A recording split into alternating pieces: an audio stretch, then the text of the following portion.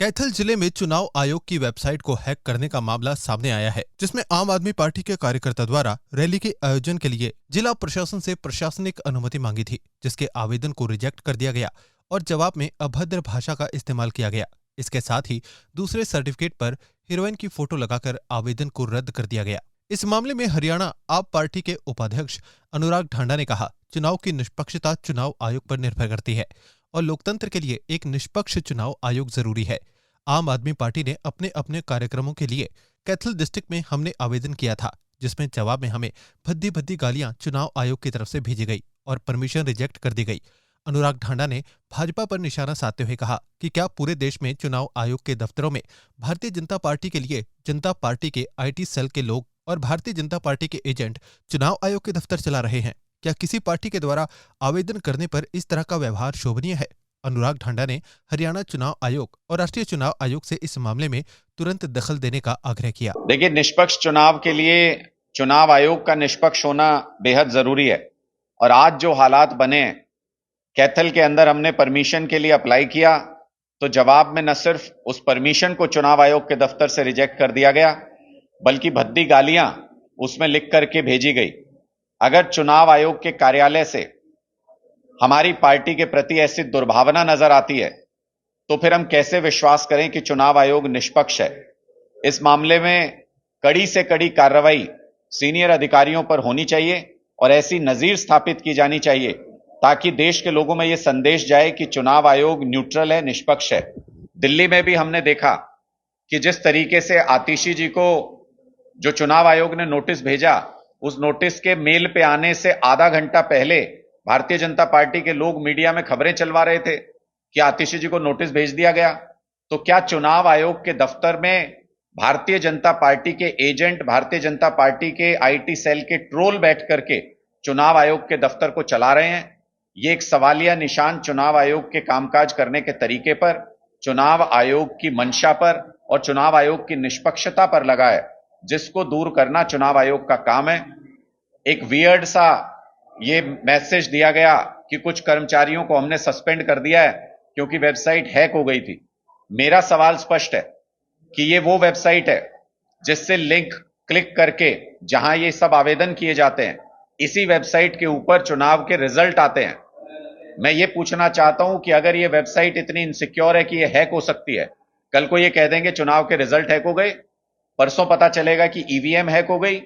जो चुनाव आयोग ये दावा करता है कि उनकी EVM को हैक नहीं किया जा सकता, उनकी वेबसाइट अगर इस तरीके से हैक होती है और कोई भी छोटा मोटा आदमी IT सेल का, बीजेपी का व्यक्ति अगर उसको हैक कर सकता है, तो चुनाव की निष्पक्षता पर, चुनाव की पारदर्शिता पर देश के लोग कैसे यकीन करें, ये चुनाव आयोग को बताना चाहिए। अब ARO के खिलाफ अब क्या एक्शन जा रहा है? देखिए, ये निर्णय चुनाव आयोग को करना है कि क्या ऐसे अधिकारी अपने पदों पर बने रह सकते हैं जिनकी मौजूदगी में इस तरीके की वल्गर, गंदी भाषा का प्रयोग किया गया और एक पार्टी विशेष का फेवर करते हुए दूसरी पार्टी की रिक्वेस्ट को रिजेक्ट किया गया, परमिशंस को रिजेक्ट किया गया और साथ में गालियां दी गई। उसमें ऐसे पदाधिकारियों को अपने पद पर बने रहने का कोई अधिकार नहीं है। अगर चुनाव आचार संहिता के दौरान वाकई में चुनाव आयोग का प्रशासन के ऊपर कंट्रोल है, तो ऐसे अधिकारी एक पल के लिए भी अपनी कुर्सी पर नहीं रह सकते। और अगर चुनाव आयोग का कंट्रोल नहीं है और भारतीय जनता पार्टी जैसे ED और CBI को चला रही है, वैसे ही अगर चुनाव आयोग के कार्यालयों को भी भारतीय जनता पार्टी चला रही है, तो फिर उम्मीद करना बेकार है, तो फिर निष्पक्षता की उम्मीद करना बेकार है। देखिए, पूरे देश के अंदर जब अलग अलग जगहों से इस तरीके के मैसेज मिल रहे हैं और इस तरीके की जानकारियां मिल रही हों, तो छोटे स्तर पर कुछ कर्मचारियों को सस्पेंड करके उनके ऊपर कार्रवाई करके उनके ऊपर पूरी बात को टाल देना, मुझे लगता है इस समस्या से मुंह मोड़ना, इसको हम कह सकते हैं। ये बड़े स्तर पर चुनाव आयोग के अंदर किस तरीके से घुसपैठ हो चुकी है खास मानसिकता के लोगों की, उसको दर्शाता है।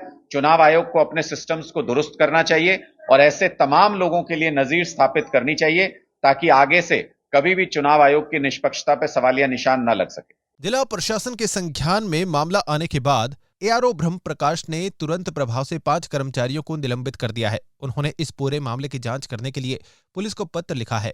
एआरओ ब्रह्म प्रकाश ने बताया कि पुलिस को मामले में एफआईआर दर्ज करने के लिए लिखा गया है। पुलिस का आईटी सेल मामले की जांच कर रहा है। जांच के बाद पता लगेगा कि किस यूजर आईडी का प्रयोग करके आवेदन पर इस तरह की टिप्पणी की गई है।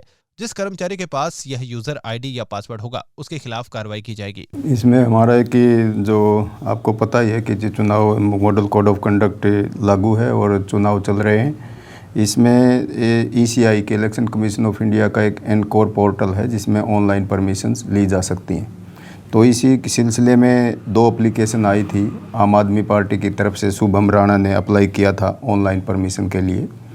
तो उन एप्लीकेशंस में जब हमने, क्योंकि ये फर्स्ट टाइम ये एप्लीकेशन ऑनलाइन आई थी, तो सभी को ट्रेनिंग इम्पार्ट की थी कंसर्न डिपार्टमेंट को और सभी एआरओज़ के ट्रेनिंग दी थी। तो उसमें स्पेसिमेन के तौर पे, नमूने के तौर पे हमने इस एप्लीकेशन को लोगों के सामने शेयर किया था कि इस तरह की एप्लीकेशन आएगी, फिर हमारा क्या क्या, किस नोडल ऑफिसर्स की क्या क्या भूमिका रहेगी, ये सारा हमने विस्तार से उस पर बताया था।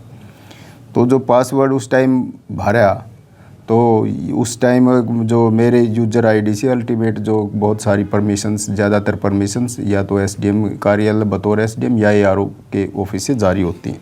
तो मेरे यूजर आईडी से जब नेक्स्ट डे मैंने आके देखा तो उसमें वो रिजेक्ट कर रखी थी। तो रिजेक्ट कर रखी थी और जो टिप्पणी डाल रखी थी वो असंसदीय थी, अभद्र थी। तो इस तरह ये जो ही मेरे संज्ञान में आया तो मैंने एसपी मैम को इसके लिए आवश्यक कार्रवाई के बारे लिखा और जो अपने चीफ इलेक्टोरल ऑफिसर्स हैं हरियाणा, उनके संज्ञान में डाला और तुरंत प्रभाव से डीसी साहब के संज्ञान में, जो हमारे निर्वाचन, जो इसमें जिला निर्वाचन अधिकारी हैं, उनके संज्ञान में डाला।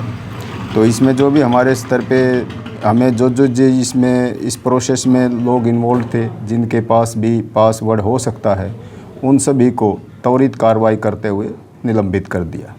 और अब आगे जांच का विषय है। डीआईओ साहब को जांच अधिकारी नियुक्त कर दिया और जैसे जांच के, क्योंकि टेक्निकल नेचर है, जो ही जांच के तथ्य आएंगे, साथ के साथ अब साइबर क्राइम में भी इसमें एफआईआर दर्ज हो चुकी है और वो जांच भी जारी है।